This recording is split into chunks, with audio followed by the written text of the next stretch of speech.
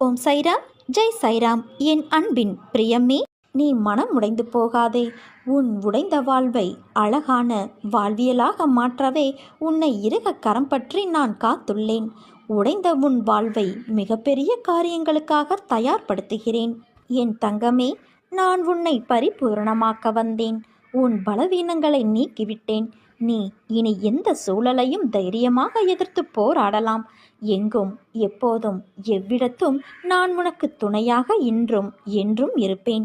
சேர்த்து வைத்த நல்ல குணங்கள் எவையோ அவை மட்டுமே ஜீவனோடு வரும், உயர்ந்த கதியை நல்கும். அதனால் பிரம்மஞானத்தினால் பெறும் பயனை இவ்விதமாகவும் நாம் பெற முடியும். என் சொற்களை நீ மறந்து விடாதே. யாருக்கும் தெரியாமல் நீ அழுதாலும் உனக்கே தெரியாமல் உன் கண்ணீரை துடைக்கும் கைவிரல் போல உன் அப்பா நான் இருப்பேன். நான் இருக்க வீணான பயம் எதற்கு உனக்கு? இன்னும் எத்தனை நாள் இழந்து போன விஷயங்களையும் உறவுகளையும் நினைத்து வருத்தப்பட போகிறாய்? அவர்கள் உன் அன்பை சிறிதும் உணராத மனம் படைத்தவர்கள் என்று நீ அறிவாயல்லவா? அதை உணர்ந்து தெரிந்த பிறகும் அவர்களுக்காக இன்னும் உன் நிமிடங்களை செலவழித்து உன் வாழ்க்கையின் சந்தோஷத்தையும் நிம்மதியையும் இழக்காதே. உன் மனம் ரணத்தால் கொதித்து போயிருக்கிறது. ஆதங்கத்திலும் வழியிலும் நீ இருக்கிறாய். நமக்கென்று ஒரு நாள் வரும், அன்றைக்கு நாம் பேசிக்கலாம் என்று வேதனையில் இருக்கிறாய். நீ பேசி என்ன பயன்? அவர்கள் அப்படித்தான், திருந்தாத மனிதர்கள். அவர்களை கணக்கில் எடுத்து பேசினால் நீதான் நிம்மதி இழப்பாய். அதை ஞாபகம் வைத்துக்கொள். உன்னையும் உன் அன்பையும் கொண்டாடுபவர்கள் இருக்கிறார்கள். அவர்களுக்காக நீ சிரி, அழு, வருத்தப்படு, உதவி செய். ஆனால் உன்னை மதிக்காத இடத்தில் ஒரு நிமிடம் கூட தங்காதே. அமைதியாக அவர்களை விட்டு நகர்ந்து வந்துவிடு. அவர்களை பற்றி நீ யோசிக்காதே குழந்தையே. உன் கோபம் நியாயமானதுதான், ஆனால் அது வேண்டாம். என் குழந்தையே, அது உன்னையும் உன் நிம்மதி, சிரிப்பு, சந்தோஷத்தையும் தொலைத்துவிடும். உனக்கு எந்த விதமான குழம்பும் நிலையும் வேண்டாம். அனைத்தும் என்னிடம் நீ விட்டுவிட்டாயல்லவா? இனிமேல் உனக்கு வரக்கூடிய எல்லாமே நல்ல காலம்தான். உனக்கு உன்னை நிச்சயம் நான் உயர்த்தி பிறர் நிமிர்ந்து பார்க்கும் வண்ணம் உன் வாழ்க்கையை வெற்றியில் வாழ வைப்பேன். நீ எதற்கும் கவலைப்படாதே. உன் அம்மாவாக அப்பாவாக நான் என்றும் துணை நிற்பேன். என் மீது உனக்கு பரிபூரண நம்பிக்கை இருந்தால் உன் வாழ்வில் என்னால் இயலாத காரியம் என்று ஒன்றுமே இல்லை. ஆனால் உன் இதயத்தில் ஒரு மூலையிலாவது என் மீது அவநம்பிக்கை இருந்தால் என்னை வணங்கியும் உனக்கு பயன் ஏதும் இல்லை.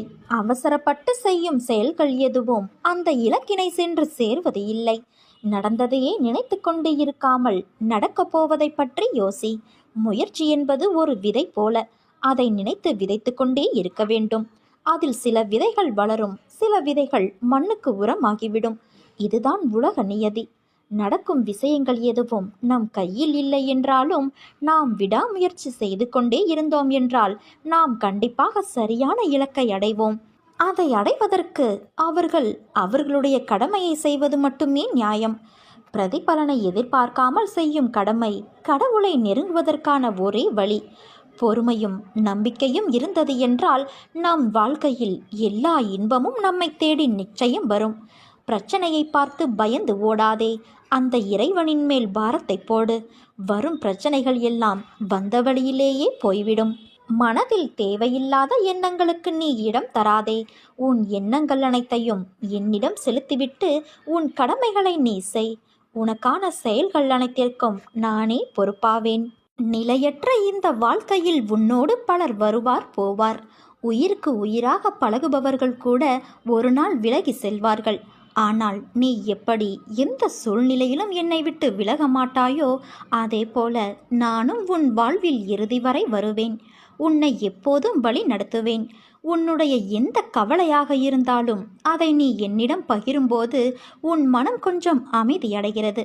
இப்போது உன் மனதில் கவலைகள், குழப்பங்களாக உள்ளது. அதை நான் நிச்சயம் தெளிவுபடுத்துவேன். என் பிள்ளையாகிய நீ எப்போதும் போல மனதை மகிழ்ச்சியாக வைத்துக்கொண்டு உற்சாகமாக நாளை தொடங்கு. எல்லாம் முடிவில் நன்மையாகவே இருக்கும். வருவதும் போவதும் ஏதோ ஒரு காரணத்தினால் மட்டுமே உனக்கு நிகழ்கிறது என்று நினைத்துக்கொள். உனக்கு நன்மையே நடக்கும். நான் எப்போது என் கரம் கொண்டு உன்னை இழுத்து வந்தேனோ, மறுகணமே உனக்கு பிடித்த விஷயங்கள், நீ விரும்பிய வாழ்க்கை, நீ விரும்பினாலும் விரும்பாவிட்டாலும் அனைத்தையும் நான் உனக்கு வழங்குவேன். அது உன் தந்தையான என்னுடைய கடமை. இவைகளை பெறுவதற்கு கால தாமதமாகலாம். ஆனால் அதற்காக நீ காத்திருக்க வேண்டும். பொறுமையாக இருக்க வேண்டும். அவசரப்படக்கூடாது. நீ என்னை காண்பது எளிதல்ல. பலர் என் வாயிலில் தவம் இருக்கிறார்கள். அப்படிப்பட்ட சூழ்நிலையில் நீ எதற்காக அவசரப்படுகிறாய்? ஏன் இந்த பதட்டம்? பாதுகாப்பு வளையமாக உன்னையே நான் சுற்றி வருகிறேன். உன்னை இதுவரை என் பொக்கிசமாக வைத்திருக்கின்றேன். நீ விரும்பியபடி வாழ்க்கையை உனக்கு நான் கொடுக்கப் போகிறேன் குழந்தையே. அதை நீ உதிர்ந்து விடாமல் பக்குவமாக வைத்து கொள்ள வேண்டாமா? புரிந்து கொண்டு வாழ கற்றுக்கொள். நீ எப்போது என்னை முழுவதுமாக புரிந்து கொள்கிறாயோ அப்போதே என் தரிசனமும் பரிபூரண ஆசிர்வாதமும் உனக்கு கிடைத்துவிடும். உன்னை பற்றி யார் எப்படி வேண்டுமானாலும் பேசட்டும், எதை வேண்டுமானாலும் செய்ய முற்படட்டும், எதை பற்றியும் கவலைப்படாதே. நீ எதை செய்ய நினைத்தாலும் நீயாக செய். கூட்டு சேர்ந்து செய்ய முயற்சிக்காதே. உன்னுடைய உழைப்பு வீணாகிவிடும். நீ எதிர்பார்த்தது தடைப்படும். தன்னிச்சையாக செய். உனக்கு பக்கபலமாக உன் தந்தையான நான் இருக்கிறேன். உன்னுடைய பாதையில் நீ திடமாக இரு குழந்தையே. நான் ஒருவன் இருக்கும்போது யாரையும் தேடி சென்று உன் விருப்பத்தை சொல்ல நீ முயற்சிக்காதே. முதலில் உன் மீது நீ நம்பிக்கை வை. உன் மீது வைக்கின்ற நம்பிக்கையே நீ என் மீது வைக்கின்ற நம்பிக்கையாகும். இனி வரும் தருணத்தில் ஜெயிக்கப் போவது நீயாக இருப்பாய். என்னால் எதுவும் முடியும் என்று நம்பிக்கையோடு இரு. நிச்சயம் அது முடியும். காரணம், உன்னில் இருப்பது நீ அல்ல, உன் நிழலாக உன் தந்தையான நான் தானே இருக்கிறேன். எல்லாம் நல்லதாகவே நடக்கும் என்ற நம்பிக்கையோடும் பொறுமையோடும் சகிப்புத்தன்மையோடும் சுறுசுறுப்பான மனதோடும் உன் கடமைகளை செய். உன்னுடைய காரியம் நிச்சயம் கைகூடும். உன்னை வெற்றியின் பாதைக்கு கைப்பிடித்து அழைத்துச் செல்லவே உன்னை இவ்வாறு நான் செய்கின்றேன். உனக்கு எல்லா சூழ்நிலைகளிலும் உன் தந்தையான நான் துணை நிற்பேன். நேற்று என்னிடம் வந்து நீ புலம்பினாயல்லவா? என்ன செய்வதென்று தெரியவில்லை, நினைப்பதற்கு மாறாக அனைத்தும் நடக்கிறது என்று.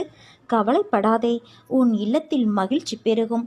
இப்போது உன் குலதெய்வத்தின் ஆசையும் உன் இல்லத்தில் பெருகப் போகிறது. உன் குடும்பத்தோடு ஒற்றுமையாக ஒரு முறை குலதெய்வத்தை காண வேண்டும் என்று நினைக்கின்றாய். அதற்கான வாய்ப்பு வரும். நீ நீண்ட நாட்களாக என்னுடைய ஒரு ஆலயத்திற்கு வர வேண்டும் என்று ஆவலாக காத்திருக்கிறாய். அதற்கான வாய்ப்பும் கிடைக்கும். நான் உனக்காக பெரிய வாய்ப்புகளை உருவாக்கி வைத்துள்ளேன். நீ கிடைத்த வாய்ப்புகளை நிச்சயமாக பயன்படுத்தி வாழ்க்கையை வெல்லப் போகிறாய் குழந்தையே. அதற்கான சூழல்கள்தான் தற்போது அமைகின்றன. நீ தோற்றுவிடவில்லை. உன்னை ஏதோ ஒரு உருவில் ஒவ்வொரு முறையும் நான் காப்பாற்றி வருகிறேன். உனக்கான சோதனை காலம் முடிந்து விட்டது. உன் மீது முதலில் நீ திடமாக நம்பிக்கை கொள். எளிமையாக வாழ்வதில் விருப்பம் கொள். கௌரவத்திற்காக ஆடம்பரம் வீண் செலவுகளில் ஈடுபடக்கூடாது. வழிபாட்டுக்கு ஆடம்பரம் தேவையில்லை. பணிவும் அன்பும் நிறைந்த ஒன்றே போதுமானது. வாழ்வில் நடப்பதை மனப்பூர்வமாக ஏற்றுக்கொண்டு நம்பிக்கையோடு செயல்படு. உலக விஷயங்களில் விருப்பம் இருக்கும் வரை உனக்கு பிறவிச் சங்கிலி தொடர்ந்து கொண்டே இருக்கும். சுகமும் துக்கமும் வெளியுலகில் இருப்பதாக எண்ணுகிறாயா? அது உன் மனதில் இருக்கிறது. அறுசுவை உணவாக இருந்தாலும் பழைய கூழாக இருந்தாலும் இரண்டுமே பசியைத்தான் போக்கும். இன்பமாக தெரியும் ஒன்றே ஒரு நாள் துன்பமாக மாறலாம். துன்பத்திற்கும் இதே தன்மை பொருந்தும். இதை நீ உணர்ந்தால் வெற்றி நிச்சயம். கடவுளை காண அனைவரும் விருப்பப்படலாம். ஆனால் தகுதி உள்ளவருக்கே வாய்ப்பு கிடைக்கிறது. கடவுளை தியானிப்பதால் எண்ணம், சொல், செயல் மூன்றும் தூய்மை பெறும். சுயநலத்தோடு வாழ்வது பாவம். தனக்கும் பிறருக்கும் பயனுள்ளவராக வாழ வேண்டும். பிறருடைய துன்பத்தில் இன்பம் காண்பது மிகவும் பாவம். பிறர் துன்பம் போக்க உதவுவது பெரும் புண்ணியம். இனிய சொற்களால் மற்றவர்களை மகிழ்விக்க அறியாதவர்கள் மௌனமாக இருப்பதே சிறந்தது. சொல்லாலும் செயலாலும் பிறருக்கு நன்மையை மட்டுமே நீ செய்ய வேண்டும். இவைகளை பின்பற்று. நீ எடுக்கும் எல்லா முயற்சிகளிலும் உனக்கு வெற்றி நிச்சயம். என் வார்த்தைகள் மீது நம்பிக்கை வைத்து செயல்படு என் குழந்தையே. உனக்கு என்றும் என்றென்றும் நல்லதே நடக்கும். நீ என் பரிபூரண அருளும் அன்பும் பெற்ற என் செல்ல பிள்ளை. என் பக்தர்களான நீங்கள் அழைத்தால் நான் ஓடோடி தவறாமல் வருவேன். ஆனால் நான் எந்த ஒரு உருவிலும் வருவேன். இதை அறிந்து கொண்டால் மட்டுமே என் வருகையை உன்னால் உணர முடியும். எவன் என்னை அன்போடு கூப்பிடுகிறானோ அவனிடம் ஓடி சென்று நானே வெளிப்படையாக கலந்து கொள்கிறேன். உன் வாழ்க்கையும் உன் நிலையும் கற்கண்டை போல சுவை உள்ளதாக இருக்கும் என் குழந்தையே. உன் எல்லா விருப்பங்களும் நிறைவேற்றப்படும். நீயும் சந்தோஷமாக இருக்கப் போகிறாய். அதை நான் கண்டுகளிக்கத்தான் போகிறேன். யார் வேண்டுமானாலும் எதை வேண்டுமானாலும் பேசட்டும். உன் பாதையில் நீ உறுதியாக போ. உன் மீது நம்பிக்கை வை. உன் மீது வைக்கின்ற அசைக்க முடியாத நம்பிக்கையே நீ என் மீது வைக்கின்ற நம்பிக்கையாகும். என்னால் எதுவும் முடியும் என்று சொல். நிச்சயம் அது முடியும். காரணம், உன்னில் இருப்பது நீ அல்ல, நான். அன்போடு என்னை நினைத்து ஓம் என்று பதிவிடு. ஒளிமயமான எதிர்காலம் அமைய நான் உனக்கு அருள் தருவேன். தினம் தினம் ஒவ்வொரு பரீட்சையை உன் மனமே உனக்கு நடத்துகிறது. ஒவ்வொரு நாளும் ஒவ்வொரு படிப்பை தரும். அதுவே உன் வாழ்க்கையில் நிகழ்கின்றது. நீ தாண்டி கடந்து வந்த நிமிடங்கள் உன் மனதின் பக்குவத்தையும் உயர்வான பாதையையும் காண்பிக்கின்றது. ஒரு முறை 2 முறை விழலாம். ஆனால் எழுந்து நின்றுவிட்டால் உன்னை வீழ்த்த வரும் எந்த ஒரு எதிர்மறையும் உனக்கு நேர்மறையாய் அமையும். கீழே விழுவதை பற்றி கவலை கொள்ளாதே. தோள் தாங்கிக் கொடுத்து நான் அரவணைப்பேன். 100 முறை உடைந்து போனாலும் 1000 முறை உன்னை உருவெடுக்க செய்வேன். அதற்கான வலிமையையும் நம்பிக்கையையும் நான் உனக்கு தருவேன் என் குழந்தையே. எப்போதும் ஒன்றை மட்டும் நினைவில் கொள். என்னை துன்புறுத்தி பார்ப்பதும் என் பிள்ளையை துன்புறுத்தி பார்ப்பதும் ஒன்று. நீ உண்மையோடும் ஆன்ம உணர்வோடும் கண்ணீரோடும் செய்கின்ற பிரார்த்தனைகளை கேட்டுக்கொண்டுதான் இருக்கின்றேன். நான் அளிக்கும் பதில்களை உன்னால் புரிந்து கொள்ள முடியாமல் போய்விடுவதால் மனம் போல் நடந்து தட்டி கழித்து விடுகிறாய். பலனை நீ அடைய முடிவதில்லை. உன் விருப்பப்படி நடக்கவும் வாழவும் உனக்கு நான் சுதந்திரம் கொடுத்திருக்கின்றேன். அதனால்தான் என்னை புரியாமலும் எனக்கு கீழ்ப்படியாமலும் உன்னால் சுயமாக நடக்க முடிகிறது. இந்த சுதந்திர உணர்வு தான் இந்த அளவுக்கு கீழே இறக்கி வைத்துவிட்டது. கீழே இறங்கிவிட்டோமே என்று நீ வருத்தப்படுகிறாய். கீழே வந்து விட்ட போதும் உன்னை நினைத்து நான் பெருமைப்படுகிறேன். உனது இரக்க குணம், பிறருக்கு உதவும் மனோபாவம், இந்த நிலையிலும் பிறர் கஷ்டப்படுவதை காண சகிக்காத மனம், இருக்கும் இடத்திற்கு விசுவாசத்தோடு நடக்க வேண்டும் என்று நினைத்து நடந்ததால்தான் இந்த நிலைக்கு நீ இறங்க நேர்ந்தது என்று நினைக்கின்றாய்.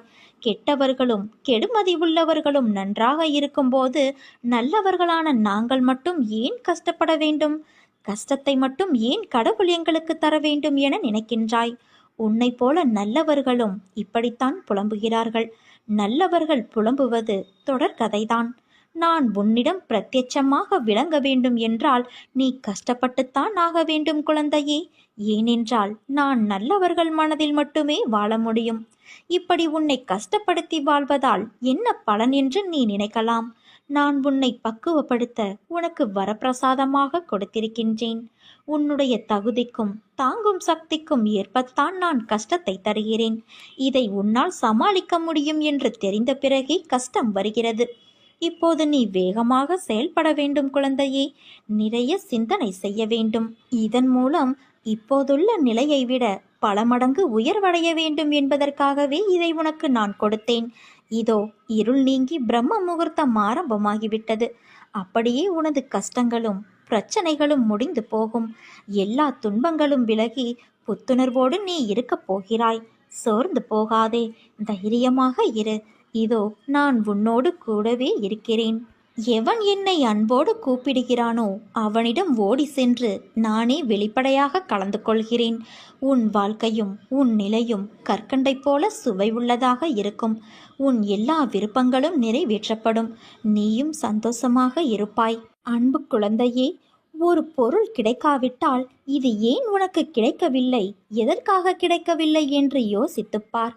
உன் எதிர்காலத்தை ஒப்பிட்டு யோசித்துப்பார். உன் போல இருந்தவர்களின் எதிர்காலம் இப்போது எப்படி இருக்கிறது என்பதை கேட்டு தெரிந்து கொண்டு யோசித்துப்பார். அப்போது காரண காரியம் உனக்கே புரிய வரும். உன்னிடம் உள்ள பிரச்சனை என்ன தெரியுமா? உனக்கு தைரியம் கிடையாது, வைராக்கியம் கிடையாது. இருந்திருந்தால் உன் லட்சியத்தை நீ அடைய முயற்சி எப்போதோ செய்திருப்பாய். ஆனால் உன் தோல்வியை நினைத்து தாழ்வு மனப்பான்மை அடைந்து அதிலிருந்து தப்பிக்க பிரச்சனைகளை வளர்த்து கொண்டாய். நீ சொன்னதை நான் கேட்க வேண்டும் என்று அடம் பிடிக்கிறாயல்லவா? நான் சொல்வதை நீ கொஞ்சம் காது கொடுத்து கேளேன். உன் எதிர்காலம் நன்றாக இருந்தால்தான் எனக்கு பெருமை. நீ வாழ்வாங்கு வாழ வேண்டும். நிச்சயம் வாழ்வாய். என் மனம் உனக்கு புரிந்ததா என் குழந்தையே? உன்னுடைய நியாயமான கோரிக்கைகளை நிறைவேற்றத்தானே நான் இங்கு காத்திருக்கின்றேன். இங்கு எதுவும் நிரந்தரமல்ல. உன் எண்ணங்களை நீ நேர்மையாக வெளிப்படுத்து. உனக்கு துணையாக நான் இருக்கின்றேன். உன்னுடைய ஒவ்வொரு நியாயமான கோரிக்கைகளையும் நான் உனக்கு நிறைவேற்றி தருவேன். உன்னுடைய மனதில் கோடான கோடி ஆசைகள் எழுகின்றன. கெட்ட எண்ணங்களை விலக்கிவிட்டு நல்ல எண்ணங்களை பின்தொடர முயற்சி செய். உன்னுடைய மன ஓட்டம் அனைத்தையும் நான் அறிவேன். நீ கவலைப்படும்படி எதுவும் ஆகாது. உனக்கு துணையாக நான் இருக்கிறேன். எந்த பயமும் கவலையும் இன்றி இரு. எல்லாவற்றையும் நான் பார்த்து கொள்கிறேன். உன் மனதில் ஒரு குதர்க்கமான எண்ணங்கள் எழுந்தால் அதை விட்டுவிடு. அதை பெரிதாக எடுக்காதே. மனமும் புத்தியும் நமக்கு பாதி நண்பன் பாதி எதிரி. அதனால் அவற்றை என் பாதத்தில் வைத்துவிடு குழந்தையே. அனைத்தையும் நான் பார்த்து கொள்கிறேன். பேசுபவர் விதைக்கின்றார், கேட்பவர் அறுவடை செய்கிறார். காரணமின்றி வளவளவென்று பேசுபவர் உண்டு. உடனில்லாத இன்னொருவரை பற்றி புறம் கூறுபவரும் உண்டு. பேச்சுத்தான் மனிதனின் மதிப்பை வெளிப்படுத்துகிறது. மிக கவனமாக இரு. அதிக பேச்சு பல நேரங்களில் ஆபத்தை உண்டாக்கிவிடும். பல உறவுகள் முறிந்துள்ளது. வீண் பேச்சு பேசிக்கொண்டு தெரிந்தால் வாழ்வில் முன்னேற்றம் தடைப்பட்டுவிடும் குழந்தையே. யாருக்கும் அதனால் எந்த பயனும் கிடையாது. வீண் பேச்சு நம் வாழ்வை விழுங்கி விடுகிறது. கவனமின்றி பேசியதால் பதவி இழந்தவர், பணியிடமாற்றம் செய்யப்பட்டவர்கள் பலர் உண்டு. சொல் சிக்கனம் அவசியம் தேவை. மற்றவர் மனது புண்படுவதை, மிகுந்த வேதனையை ஏற்படுத்துவதை தவிர்க்க சொல் சிக்கனம் உதவும். நம் பேச்சில் உண்மை, நேர்மை, அழகு, கனிவு, நியாயம், கண்ணியம் இருக்க வேண்டும். நம் பேச்சில் பொய், புறம், அவதூறு என்றுமே இருக்கக்கூடாது. எந்த தொழிலிலும் சில தவறான ஆட்கள் இருக்கிறார்கள்தான். ஆனால் எல்லோருமே அப்படிப்பட்டவர்கள் அல்ல. பேசியே கெட்டவர்கள் ஏராளம். நல்ல மனிதர்களை பற்றிய தவறான தகவல்களை உடனடியாக நம்புவதற்கு பலர் இருக்கவே செய்கிறார்கள். மற்றவர்களை குறை கூறும் முன் நாம் சரியானவர்களா என்பதை உறுதிப்படுத்தி கொள்ள வேண்டும். நகரும் கடிகாரம் முள் நம் ஆயுளை குறைத்து கொண்டு இருக்கிறது. ஆணி போன்ற கூரான வார்த்தைகள் மனக்காயத்தை ஏற்படுத்தி இரத்தம் வழிந்தோட செய்கிறது. வீண் பேச்சால் குடும்பங்களிலிருந்து பிரிந்தவர்கள் உண்டு. வீண் பேச்சால் அரசு பணிகளில் பணியிட மாற்றத்திற்கு ஆளாகி பந்தாடப்பட்டவர்களும் உண்டு. நட்பை, உறவுகளை இழந்து ஆதரவின்றி தவிப்பவர்கள் உண்டு. தேவையற்ற சண்டை சச்சரவுகளை ஏற்படுத்தி கொண்டவர்களும் உண்டு. உன் தொழிலில் இரக்கங்களை கண்டவர்களும் உண்டு. நல்ல உதவிகளை கெடுத்துக்கொண்டு அல்லாடுபவர்கள் உண்டு. முன்னோர்கள் சொல்வதுண்டு, அடிச்சா வலி மரத்தோ போய்விடும். ஆனால் வார்த்தையை அள்ள முடியாது என்று சொல்வார்கள். அது உண்மைதான். உனக்கு ஒரு பிரச்சனை என்றால் என்னிடம் வந்து அழுது புலம்பு. அவர்கள் பேசுகிறார்கள் என்று நீயும் மல்லுக்கு எதிர்த்து நின்று வாதாடாதே. நீ எந்த இடத்தில் குப்பையாக மதிக்கப்பட்டாயோ அதே இடத்தில் வைரமாக ஜொலிப்பாய். உனக்கான காலம் வரும் வரை நம்பிக்கையோடு பொறுமையாக காத்திரு.